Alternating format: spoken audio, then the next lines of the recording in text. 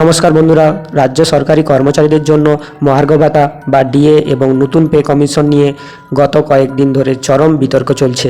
নির্বাচনের আগে প্রতিশ্রুতি দেওয়া হয়েছিল সরকার গঠনের ৪৫ দিনের মধ্যে সপ্তম পে কমিশন কার্যকর করা হবে এবং মাত্র ৬ মাসের মধ্যে অষ্টম পে কমিশনের রূপরেখা প্রকাশ পাবে।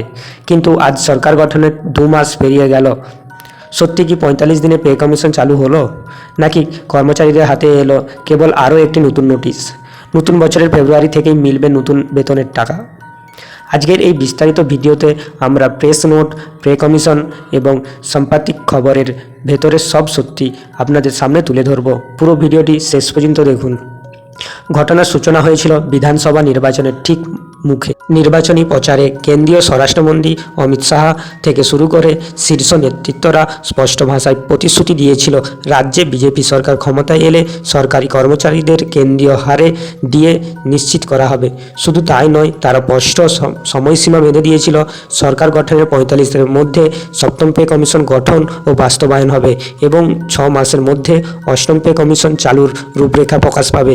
এই ঘটনার পর দীর্ঘদিন ধরে আলোচনার মধ্যে থাকার রাজ্য সরকারি কর্মচারীদের মনে এক নতুন আশার সঞ্চয় করেছিল। কিন্তু ভোট শেষ, নতুন সরকারও গঠন হলো, আর ২ মাস পেরিয়ে যাওয়ার পরও পে কমিশনের চূড়ান্ত বাস্তবায়ন না হওয়ার কর্মীদের একটি বড় অংশের মধ্যে অসন্তোষ ও ক্ষোভের আগুন আবার নতুন করে জ্বলতে শুরু করেছে। সরকার ক্ষমতায় আসার পর মে মাসে আনুষ্ঠানিকভাবে সপ্তম পে কমিশন গঠনের প্রক্রিয়া শুরু করে, আর জলসম্পদ অনুসন্ধান ও উন্নয়ন দপ্তরের পক্ষ থেকে একটি বিশেষ নির্দেশিকা জারি করা হয়। এই বিজ্ঞপ্তিতে বলা হয়েছে, সপ্তম পে কমিশন গঠনের কাজ ইতিমধ্যেই শুরু হয়ে গেছে। তাই সমস্ত প্রশাসনিক দপ্তরকে তাদের কর্মীদের বেতন, ভাতা ও আর্থিক সুযোগ সুবিধা সংক্রান্ত প্রস্তাব বা প্রপোজাল তৈরি করে অর্থ দপ্তরের পর্যালোচনার মাধ্যমে কমিশনের কাছে পাঠাতে বলা হয়েছে। সরকারের লক্ষ্য ছিল আগামী ২০২৭ সালের জানুয়ারি মাসের মধ্যেই সপ্তম পে কমিশনের সুপারিশ ও পে ম্যাট্রিক্স আনুষ্ঠানিকভাবে কার্যকর করা।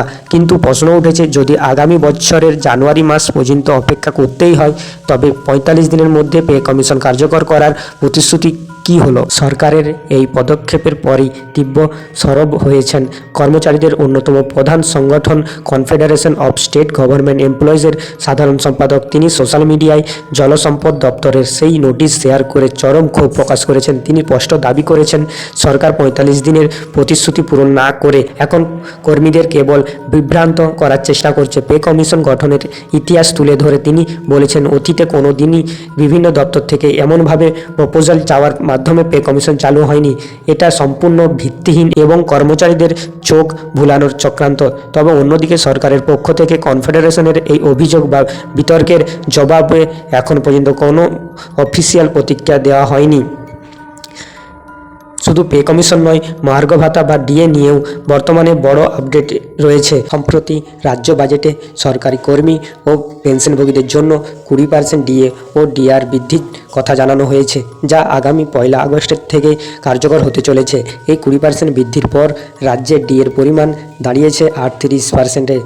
এর ফলে কেন্দ্র ও রাজ্যের মহার্ঘ ভাতার ফারাক অনেকটাই কমে এসেছে।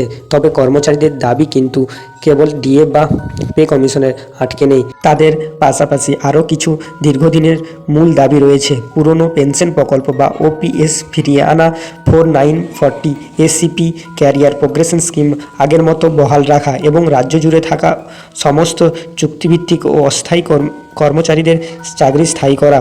বর্তমানে রাজ্যের লক্ষ লক্ষ সরকারি কর্মচারীদের দৃষ্টি এখন নবান্ন এবং রাজ্য সরকারের পরবর্তী পদক্ষেপের দিকে। কর্মীদের মধ্যে প্রধান প্রশ্ন দুটি হলো, সরকার কি কেবল প্রশাসনিক চিঠি চালাচালির মধ্যেই কমিশনকে আটকে রাখবে, নাকি দ্রুততম সময়ে চূড়ান্ত পে ম্যাট্রিক্স ও ডিএর বকেয়া মিটিয়ে দেবে?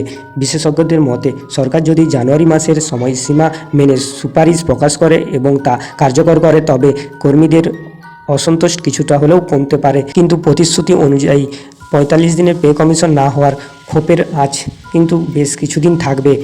আপনি কি মনে করেন, সরকার কি আগামী জানুয়ারি মাসের মধ্যে সপ্তম পে কমিশন চালু করতে পারবে, নাকি ৪৫ দিনের প্রতিশ্রুতির মতো এটাও পেছিয়ে যাবে? আপনাদের মূল্যবান মতামত কমেন্ট বক্সে লিখে যাবেন।